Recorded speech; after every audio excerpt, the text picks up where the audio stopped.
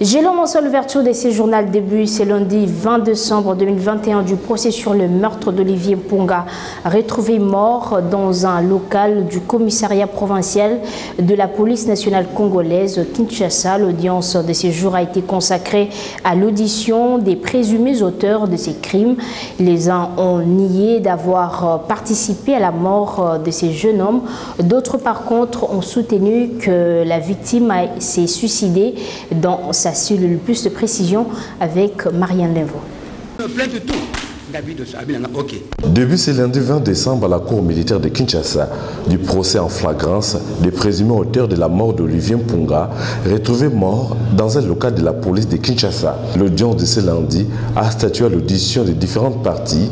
4 prévenus comparaissent, les commissaires principaux, les OPJ Moupepe, Morgan Chango, Crispin Nzita et les brigadiers Diamasivi Moukoko. Si certains nient d'avoir assisté à la mort de ces jeunes hommes, d'autres par contre insistent que la victime s'est suicidée dans sa cellule.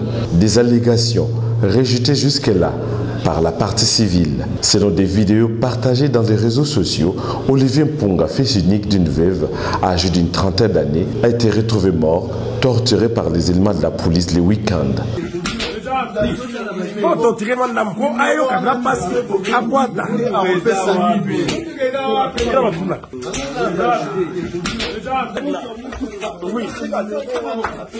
La ministre d'État de la Justice, garde des Sceaux, Rose Mutombo, a assisté à ces procès en flagrance. Plusieurs membres de la société civile souhaitent que les responsables de la mort d'Olivier Mpunga soient condamnés. Avant ces procès, les porte-parole du gouvernement Patrick Mouyaya avaient condamné les traitements réservés à Olivier Mpunga par ces éléments de la police. Pour lui, les policiers doivent toujours avoir en esprit que le respect des droits humains est l'une des conditions primordiales dans l'engagement quand il s'agit d'intervenir. Affaire à suivre, que justice soit faite.